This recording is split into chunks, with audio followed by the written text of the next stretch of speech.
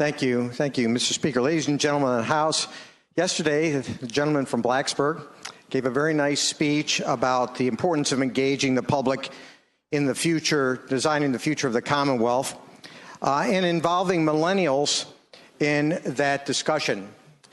And, Mr. Speaker, I couldn't agree more that we should do that. But I think we are doing some of that, and the governor has challenged us to do that with his challenge to help us all build the new Virginia economy, and why we have to work in a bipartisan way to get that done. In point of fact, you could argue that a number of things we've done speak to the millennials, and I think we should celebrate those things, whether it's by funding a number of the economic development initiatives that the governor has to create more jobs, or trying to elevate the status of higher education, or enacting a series of K-12 reforms, or even the Uber bill. And all of these things were done in a bipartisan fashion, and we should celebrate them.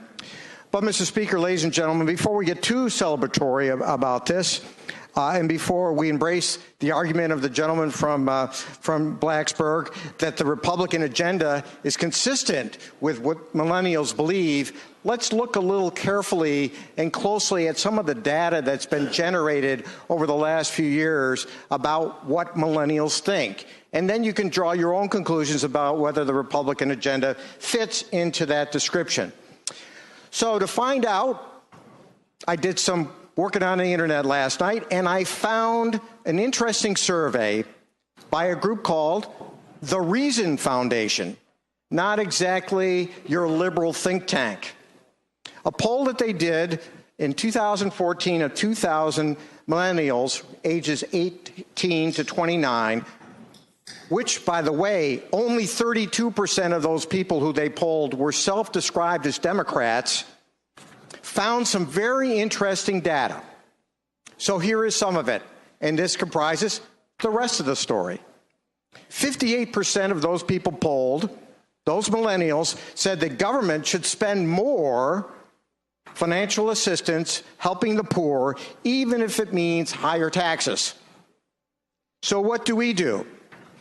We Democrats over here, and Delegate Plum introduced a bill to expand the Earned Income Tax Credit, a credit to low-income working people, a credit that Ronald Reagan said was the most effective way to solve poverty in this country. So we proposed extending it. And what happens? It gets killed in a subcommittee. Point two, almost 7 out of 10 respondents said that government should guarantee health insurance, and a majority supported the ACA. Well, we know what Republicans have done with the ACA, and we know what they've done with Medicaid expansion. 71% of the millennials favor increasing the minimum wage to $10.10 an hour. So what do? Democrats have proposed a number of bills to increase the minimum wage, and what has happened to them? Dead in committee. A couple of other data points. 69% of those surveyed thought that immigrants strengthen our society.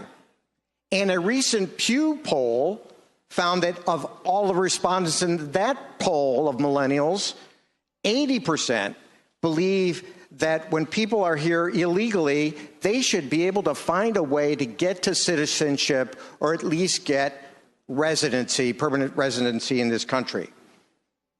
The Reason poll, again, the Reason poll said 67% of millennials support same-sex marriage. And 54% of the respondents said the government should either generally or definitively guarantee a college education. So what do? Well, we passed a series of bills designed to intervene against the Attorney General because of his stance on same-sex marriage and his stance on immigration. We failed to pass HB 1288, a bill that would have repealed the statutory ban on same-sex marriage. And in one of the most interesting votes of the session, we decide to take on the President of the United States' proposal just a proposal, an idea that he had to maybe make community colleges less costly to go to without even seeing what the specifics of the proposal are. Is this consistent with what millennials believe? Another data point, 61% of millennials think that abortion should be legal.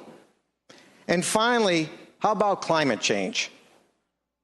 In the summer of 2014, a University of Texas poll found that 68% of the millennials believe the government should act to reduce carbon emissions.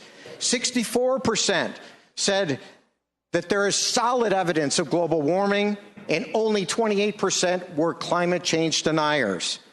So when we have a chance to speak to the millennials on that point, what do? We speak to the deniers, and we pass a bill, H.J. 608, which opposes EPA emissions guidelines.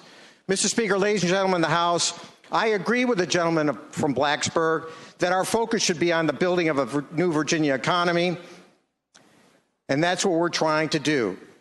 But as to the claim that Republicans are supporting the millennial agenda with all the bills that get passed down here, well, Mr. Speaker, the data says just the opposite.